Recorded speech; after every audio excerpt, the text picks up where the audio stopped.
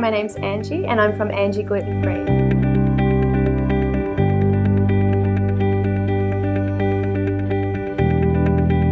And today we're going to make a really beautiful slice. It's a no-bake slice, so it's very simple and very quick to make. And I've given it the name Satya Slice. And I love the name Satya. It's a Sanskrit word and it simply means your truth. For me, your truth really just sums up how I feel about health and well-being. I feel that if it's not healthy for your body, then it's not healthy for your body. So blanket statements don't really work when it comes to health. You might hear that chia seeds are healthy or cacao is healthy, but really if it doesn't work for you, if it's not your truth, then it's not healthy for you. The slice is in two parts. So the first part is the base. So we've got beautiful seeds, we've got sweetening from dates and sultanas, desiccated coconut, shredded coconut for texture, a little bit of cinnamon for fragrance, tahini for creaminess, and it's got a gorgeous topping on the top as well, and that's a cacao chocolate topping.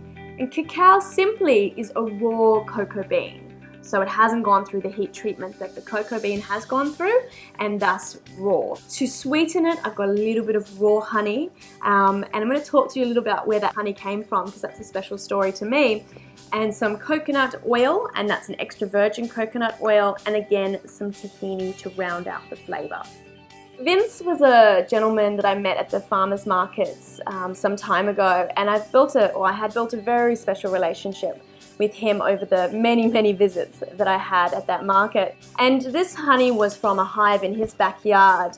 And for me, I'm very passionate about local seasonal food as much as possible. And to know that this honey came from a friend of mine and that it was as local as I could get, being in DY and me living in Sydney, that was very special. And you know, having Vince pass away in the last couple of months, it's even more special for me to be able to use his honey here today. Okay, so we're going to make the base now. And as I mentioned, we're going to use these gorgeous medjool dates, and that's going to be a big part of the stickiness factor that binds it all together. So put it to your food processor. And that was 1.5 cups of medjool dates. Sultanas, 1 cup. And I've just got some lovely Australian ones. And some desiccated coconut, again 1 cup. And that desiccated coconut is just going to help break up the date and the sultanas because they're so sticky. Without the desiccated coconut, it will come together too quickly and you won't get the date and the sultana to a fine or a smooth enough texture to create the slice.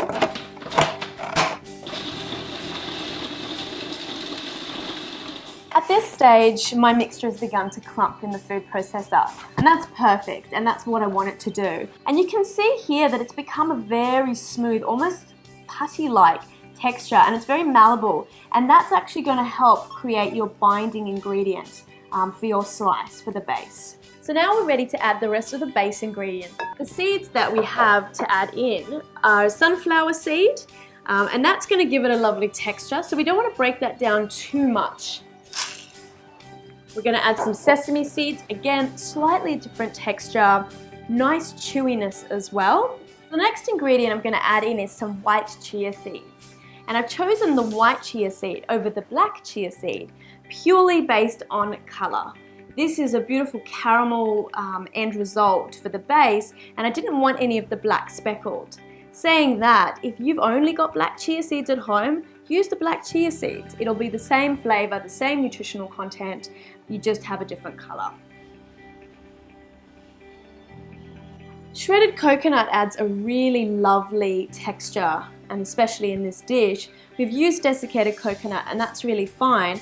The next ingredient is a little bit coarser, and that gives the mouth something different, gives the brain something different to work through. And Ayurvedically, texture is actually a really big part of what gives us satiety. So when you're working with lots of different colours and lots of different textures, you actually reach the point of satisfaction quicker.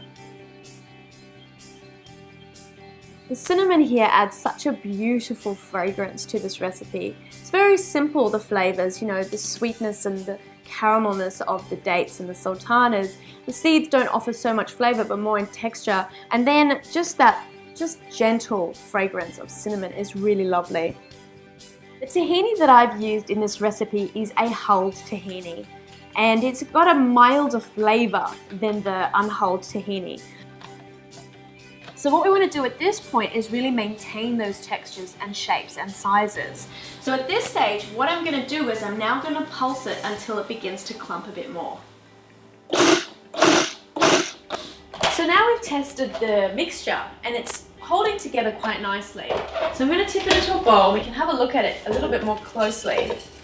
It's still pouring like it's quite separate, but when I put my hands in it and bring it together, it does stick, and that shows that it's ready. So now we're ready to create the base and press it in nice and firmly. So give yourself a bit of space, grab yourself a lined tin, and if you don't have that, that's fine. Most homes have a Pyrex or a glass baking dish. This will work just fine. So don't rush out and buy yourself a new tin if you don't have one. This is a standard baking dish and most kitchens have one and you can absolutely use it. So simply at this stage, we're just going to pour our mixture into the base of the tin and press it down into our slice base. So I press down firmly because I really want to make sure that when I take this out of the tin, it's not going to fall apart.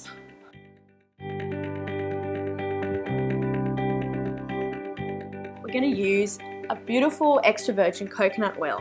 And coconut oil is one of those brilliant fats. One reason is that it's actually really stable at high temperatures, which makes it an excellent cooking fat.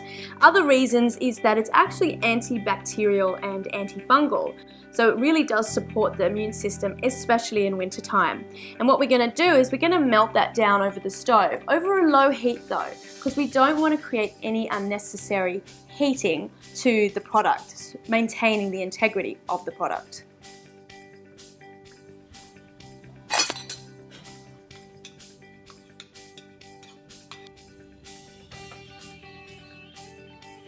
So now our coconut oil is really nice and melted, but it hasn't heated up too high. I didn't want to hear any sizzling or splattering of fat. I simply wanted it to melt.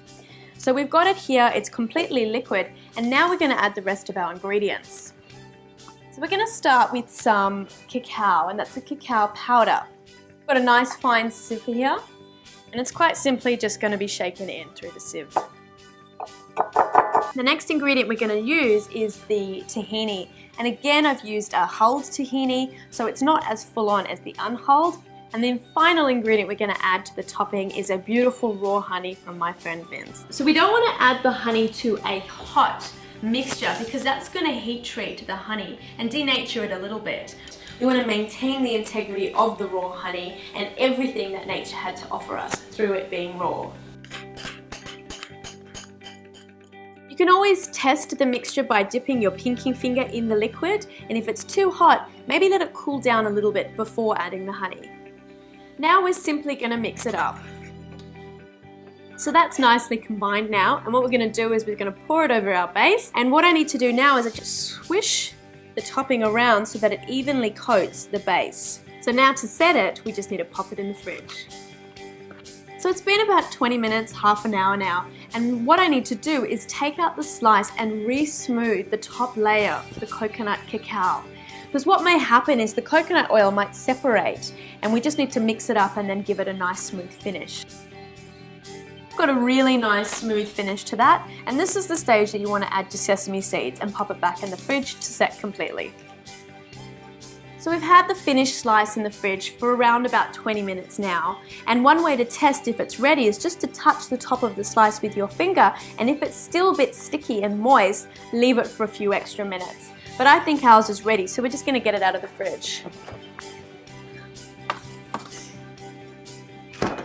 Got the finished slice, and what we're going to do is carefully take it out of the tin and then slice it up. And to do that, what you need to do is grab the sides of the baking paper and gently lift it out of the container. What you might find is that it sticks to the side, and to release it from the edges, just take a knife and just carefully slice along the edging. So gently lifting it out, you'll see it's still quite soft, and just laying it on your bench. So to create your slice, just gently cut away the edges just to give yourself a clean side. and then cut your slice into your desired size. So for me, what I'm going to do is I'm going to cut it in half lengthways, turn it around, slice down the middle. So grabbing your serving platter, and I've got a gorgeous racing red one here. I like to serve this stacked high for my guests, and it's quite a rich slice. It looks beautiful, it tastes beautiful. And there we have it. Freshly made, no bake, Satya Slices.